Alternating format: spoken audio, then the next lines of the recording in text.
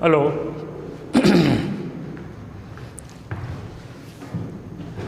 નમસ્કાર વિદ્યાર્થી મિત્રો, કેમ છો? મજામાં? એસએન વિદ્યાલયના ઈ લર્નિંગ પ્રોગ્રામમાં હું પિનાકીન રાવલ આપને આવકારું છું. મિત્રો, આપણું ફિઝિક્સ હવે ધીમે ધીમે રંગ પકડે છે એવું કહેવાય, અને પિકઅપ પણ પકડશે. તમારે સાથે સાથે રહેવું પડશે, કારણ કે આપણી શરૂઆત જે છે એ એકદમ વ્યાજબી સ્પીડે આપણે કરેલી છે, જેથી કરી અને ફિઝિક્સના પાયાના વિચારો ઉમેરતી વખતે તમને અઘામું ન લાગે. જેમ જેમ આપણે ફેમિલિયર થશું ભૌતિક વિજ્ઞાનથી, એમ આપણે થોડુંક પિકઅપ લેશું, કારણ કે ફિઝિક્સ જે છે એમાં શરૂઆત આપણી ધીમી હોય તો લાંબા ગાળાની ઇનિંગ આપણે સેટ થયા પછી, જેમ આપણે ક્રિકેટમાં સમજીએ છીએ કે સેટ થયા પછી વ્યવસ્થિત ઇનિંગ રમી શકાય, એટલે આપણે થોડીક ધીમી સ્પીડે આવેલા હતા. અને સ્પીડ એટલે એવું નથી કે ભાઈ ઉડાડવાની વાત છે, પણ તમે પોતે ફેમિલિયર થઈ જાઓ એટલે તમને પોતાને જ એવું થશે કે ના, હવે બરાબર છે. મોટાભાગની વસ્તુ આપણા મગજમાં બેસતી જાય છે, તમે વિચારતા શીખી જાઓ એટલે પછી ફિઝિક્સમાં રમવાની મજા આવે.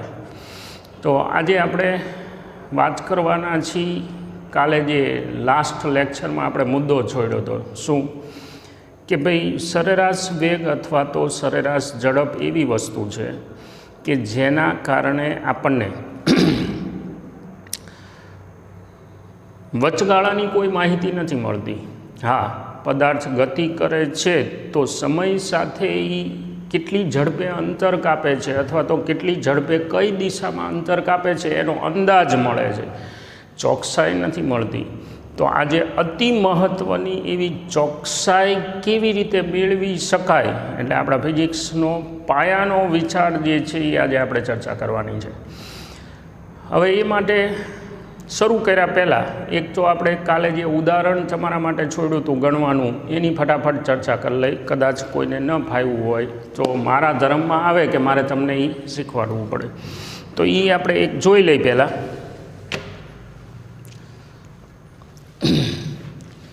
ઉદાહરણ 3.1. આમાં જનરલી આપણે એવું કરશું કે ઉદાહરણો સાથે સાથે ગણતા જઈશું.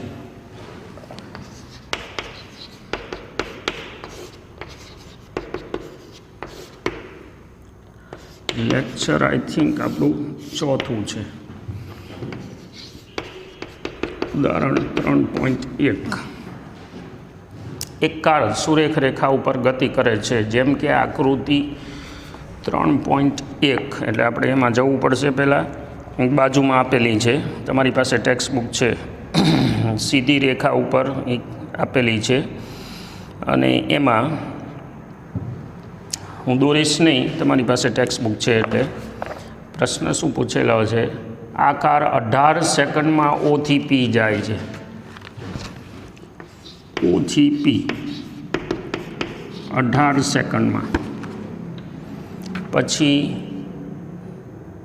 6 સેકન્ડમાં P થી Q.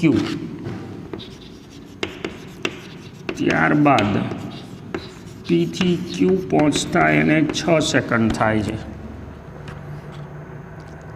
તો કાર O થી P જાય ત્યારે અને O થી P પર જઈ Q તરફ પાછી ફરે ત્યારે એને સરેરાશ વેગ અને સરેરાશ ઝડપ ગોતવાના છે. હવે આપણી પાસે જે આકૃતિ છે એમાંથી પહેલાં તો આંકડા મેળવી લઈ. તો એ શરૂ કરે છે O થી. O થી P, આ પહેલું કેલ્ક્યુલેશન. હવે એમાં એને કપાયેલું કુલ અંતર કેટલું થશે? 360માંથી 0, બરાબર ને? કારણ કે 0થી શરૂ કરે છે, જુઓ, O થી, અને 360 ઉપર P બિંદુ છે, એટલે કે 360 મીટર. હવે આને આપણે પથ લંબાઈ પણ કહેશું, અને સાથે સાથે સ્થાનાંતર પણ કહેશું. શું કામ? તો કે O થી P સુધી જવામાં એની ગતિની દિશા બદલાણી નથી. તો પછી સરેરાશ ઝડપ વ્યાખ્યા શું છે આપણી? પથ લંબાઈ છેદમાં લાગેલ સમય. તો આપણા માટે 360 ભાગ્યા સમય કેટલો લાગ્યો? 18 સેકન્ડ. એટલે આ આંકડો આવે 20 મીટર પ્રતિ સેકન્ડ. સરેરાશ વેગ તો થતું સ્થાનાંતર છેદમાં લાગેલ સમય, તો આ આંકડો પણ એ જ આવશે. આપણે જો કે ઉદાહરણ લીધું એમાં આ વાત કરી લીધી છે 20 મીટર પ્રતિ સેકન્ડ, કારણ કે ગતિની દિશા જે છે એ આમાં બદલાણી નથી. એટલે હવે બીજો જે પ્રશ્ન પૂછેલો છે કે O થી P થઈ અને P થી Q એટલે આખી ઘટના, તો O થી P થી Q, તો હવે એમાં કુલ પથ લંબાઈ કેટલી? O થી P સુધી તો 360 છે જ, વત્તા P થી Q એટલે 360માંથી 240 બાદ કરી એટલે 120 આવે, બરાબર. વચગાળો 360માંથી 240 એટલે 120, એટલે કે ટોટલ 480 થયા, 480 મીટર. તો સરેરાશ ઝડપ 480 ભાગ્યા ટોટલ. હવે ટાઈમ કેટલો થયો? 18 ને 6 24, એટલે 24 દુ 48. સરેરાશ ઝડપ 20 મીટર પ્રતિ સેકન્ડ જ આવે છે. હવે સરેરાશ વેગ માટે મારે સ્થાનાંતરની જરૂર પડશે, તો એનું નેટ સ્થાનાંતર મુહૂર્ત કર્યું ત્યારથી અટકો ત્યાં સુધીમાં, તો મુહૂર્ત કર્યું એણે O થી અને અટકો ક્યાં Q ઉપર, તો એનું સ્થાનાંતર થાય 240 મીટર.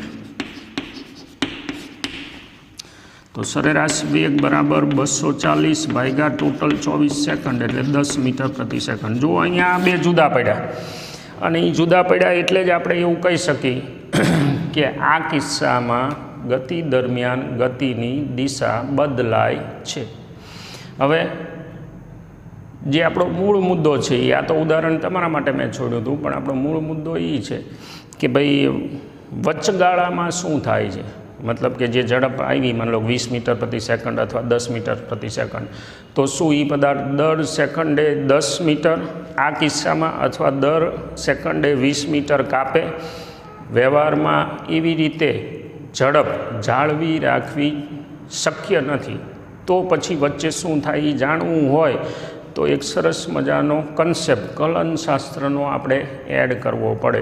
મતલબ કે જે તે સમયે શું પોઝિશન છે, માની લો કે ગતિની ટોટલ 18 સેકન્ડ જે છે O થી P સુધીમાં, તો એમાં 5મી સેકન્ડે શું પોઝિશન છે, અથવા 8મી સેકન્ડે શું શક્યતા છે, અથવા 10મી સેકન્ડે શું પરિસ્થિતિ છે, એ જાણવું હોય તો આપણે કલનશાસ્ત્રનો કન્સેપ્ટ એડ કરવો પડે. ફાઉન્ડેશનમાં આપણે વિકલન સંકલનની ચર્ચા કરી લીધી છે, એનો ઉપયોગ હવે શરૂ થશે. બિફોર દેટ એક એક્ઝામ્પલ લઈ,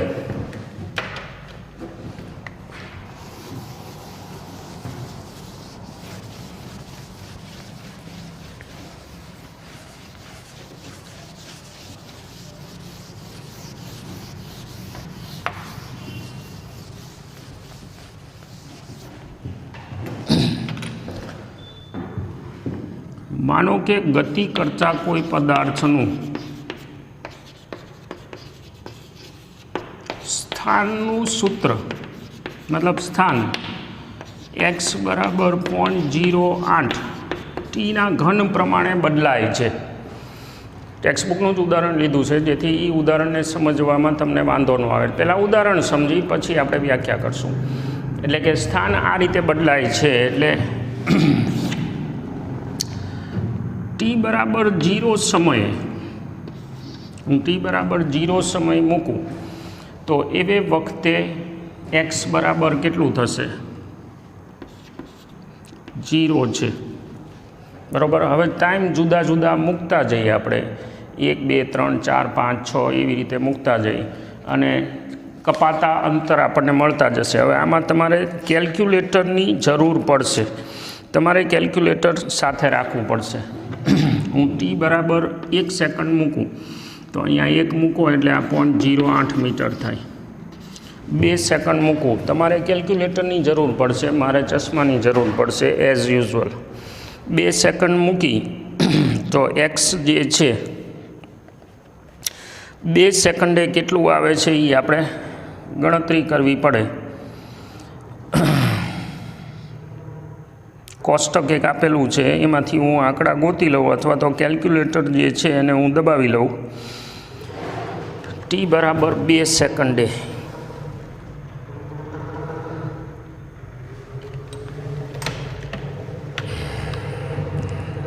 બે નો ઘન એટલે 8 ગુણ્યા 0.08.64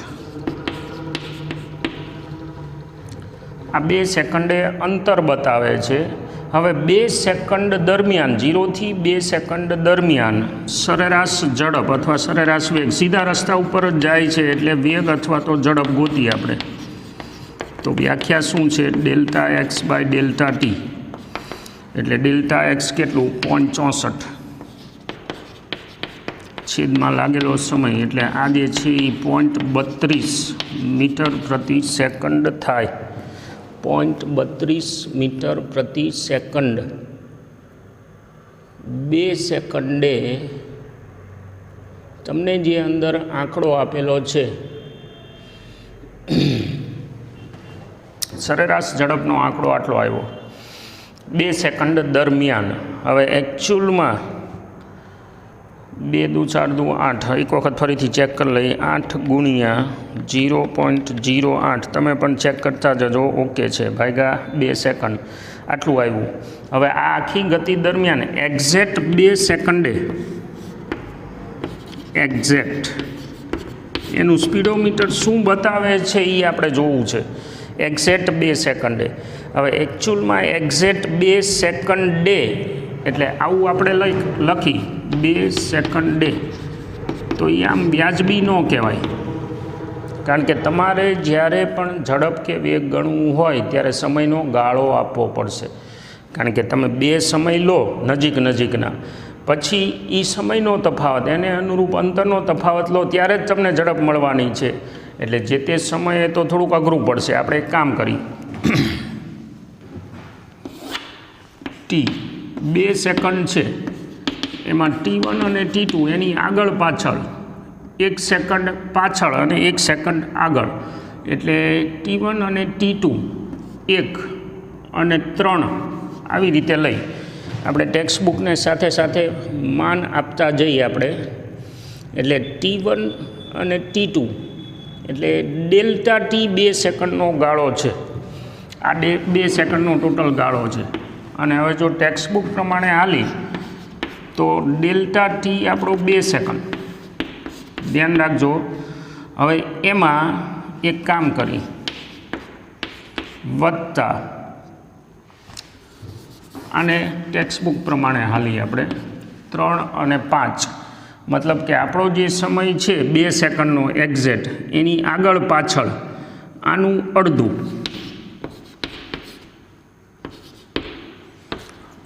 2 આંકડા મેં લીધા. તમે જોજો ટાઈમ જે મેં સિલેક્ટ કર્યા છે કયા T1 અને T2 એટલે ટોટલ સમયનો ગાળો 2 સેકન્ડનો અહીંયા 2 સેકન્ડનો છે. ટોટલ સમયનો ગાળો 2 સેકન્ડનો છે. એમાં 2 ટાઈમ લીધા મેં 2 સેકન્ડની આજુબાજુના 3 અને 5 એટલે આનો તમે તફાવત કાઢો તો શું થાય? Delta T is equal two 2 second. શું પરિણામ આવે છે એ આપણે સમજવાનું છે. હવે સમયનો ગાળો 2 સેકન્ડ થયો. આપણે પહેલાં સીધો લીધો હતો અને હવે 2 સેકન્ડમાં 2 ટાઈમ સિલેક્ટ કર્યા. કેવી રીતે સિલેક્ટ કર્યા છે એ અહીંયા જોઈ લેજો તમે. આપણો જે સમયનો ગાળો છે એનો અડધો ભાગ જે છે એ ઉપર મૂક્યો છે, એનો અડધો ભાગ છે એ નીચે મૂક્યો છે. એટલે ડેલ્ટા ટી વત્તા ડેલ્ટા ટી બાય 2 એટલે 1 સેકન્ડ મતલબ આ 3 થાય. અને તમને ટેક્સ્ટ બુકમાં જે કીધું છે કે ટી વત્તા ઓછા એટલે જે સમયનો ગાળો છે આપણો 2 સેકન્ડ માટે અંદર કેલ્ક્યુલેશન કરેલું છે. વર્ણનમાં તમે વાંચજો. એટલે આ શું કામ આવું આપણે કરી છીએ કે ભાઈ ચોથી સેકન્ડ માટે એમને લેવું છે 2 નહીં પણ 4 સેકન્ડ. એટલે ચોથી સેકન્ડના આજુબાજુના આંકડા છે એ લીધા છે. વર્ણનમાં તમે ખાસ વાંચજો. જો ચોથી સેકન્ડે એક્ઝેક્ટ તમારે જવાબ જોતો હોય તો એ ચોથી સેકન્ડની આસપાસ સમયનો ગાળો આપણે 2 સેકન્ડ આપી એટલે એક 3 સેકન્ડે રીડિંગ લઈ, એક 5 સેકન્ડે રીડિંગ લઈ અને ચોથી સેકન્ડે શું પોઝિશન છે એ જાણવાનો પ્રયત્ન કરી. જો મેં ડાયરેક્ટ 4 સેકન્ડ લઈ લીધું હોત અહીંયા ટી બરાબર, તો અહીંયા આપણે એક વખત કેલ્ક્યુલેટર ઓપરેશન જોઈ લઈ.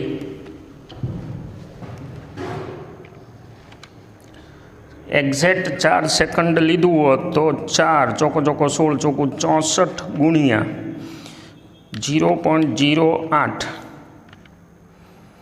એટલે આ જવાબ આવે છે 5.12 મીટર પ્રતિ સેકન્ડ. હવે હકીકતમાં ચોથી સેકન્ડે આ ઝડપ છે કે નહીં એ આપણે ચેક કરવું છે. ટાર્ગેટ સમજો, પરિસ્થિતિ એકદમ ક્લિયર કટ કરી નાખી. આપણે T1 અને T2 આ લીધા, તો એ વખતે x1 અને x2, પછી ડેલ્ટા એક્સ અને ઝડપ. હવે આ આંકડા છે એ મેં કીધું એમ તમારે કેલ્ક્યુલેટરથી ચેક કરતા જવાના છે.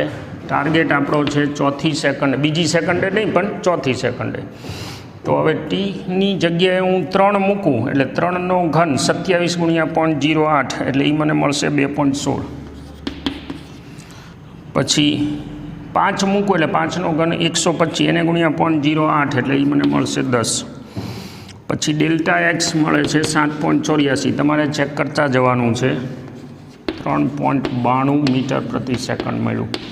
તમે જુઓ 4 સેકન્ડનો આખો ગાળો લીધો ત્યારે સરેરાશ ઝડપ 5.12 મીટર પ્રતિ સેકન્ડ આવે છે. પણ હકીકતમાં ચોથી સેકન્ડે આ આંકડો તો નથી જ, સાબિત થઈ ગયું. એમાં સમયનો ગાળો આપણી પાસે પહેલાં કેટલો હતો? ટોટલ 4 સેકન્ડ, બરાબર ને, 0 થી 4. તો એમાં આપણો જવાબ છે એ એક્ઝેક્ટ નથી આવતો, કંઈક જુદો આવે છે. પણ મેં શું કર્યું તો કે સમયનો ગાળો ટોટલ 4 સેકન્ડ હતો ને એને અડધો કર્યો, 2 સેકન્ડ. અને 2 રીડિંગ આપણે લીધા એ યાદરચ્છિક છે, આપણી મરજી પ્રમાણે. એ 2 રીડિંગમાં સમયની પરિસ્થિતિ જે છે એને ધ્યાનમાં રાખી અને સરેરાશ ઝડપ ગોતી. હવે આ જે સમયનો ગાળો છે એ 2 સેકન્ડ કર્યો 4ને બદલે. એના બદલે ધારો કે હું 1 સેકન્ડ કરું તો શું પરિસ્થિતિ થાય છે? હવે 1 સેકન્ડ કરવા માટે મારે શું કરવાનું છે? અહીંયા 1 સેકન્ડ વત્તા 0.5 ઓછા 0.5 એટલે 2 ટાઈમના રીડિંગ મને મળશે 3.5 અને 4.5.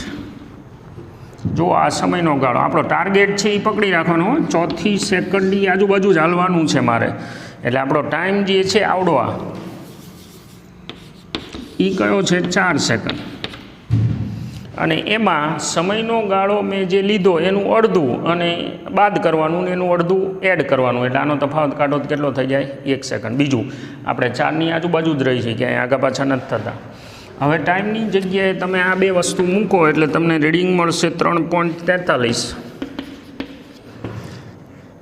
અને 7.29.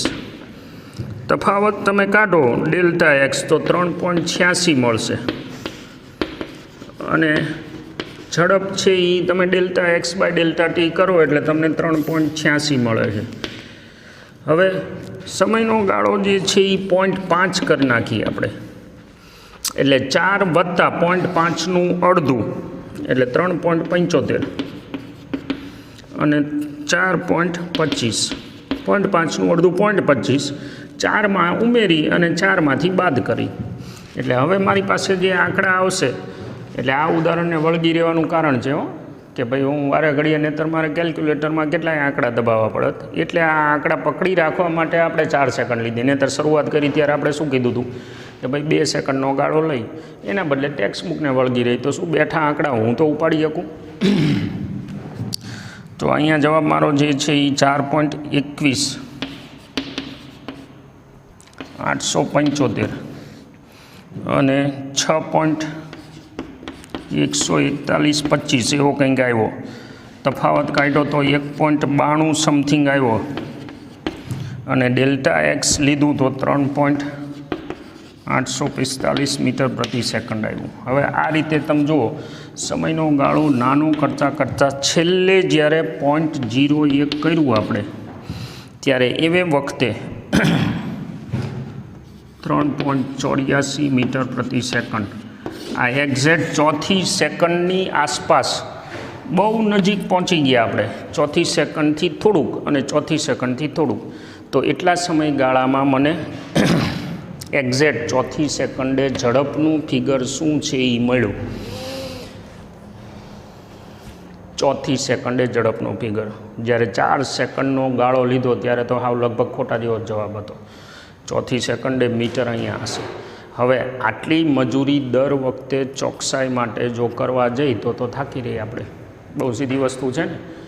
આટલી મજૂરી જો ચોકસાઈ માટે કરવા જઈ દરેક આવા દાખલામાં કે ભાઈ ચોથી સેકન્ડે ગણું, વળી પાકો કેમ કે 5મી સેકન્ડે ગણો તો 5, પછી પાછો સમયનો ગાળો નાનો નાનો નાનો કરતા આપણે એ જે તે સેકન્ડની આસપાસ સૂક્ષ્મ તફાવતમાં જતા રહેવું પડે, કારણ કે તો જ આનો જવાબ મળે. સૂક્ષ્મ તફાવત લો, મોટો તફાવત લો તો તમને અંદાજિત જવાબ જ મળવાનો હતો, જે આપણી પહેલી વાત હતી. તો પછી હવે શું કરી શકાય આમાં? આ મજૂરી ન કરાય, કલનશાસ્ત્રનો ઉપયોગ કરાય. કઈ રીતે? તત્કાલીન વેગ હું વ્યાખ્યાયિત કરું અથવા ઝડપ. વેગ જે છે એ સ્થાનાંતરને અનુરૂપ હશે, ઝડપ જે છે એ પથ લંબાઈને અનુરૂપ હશે. ઇઝ ઇક્વલ ટુ શું?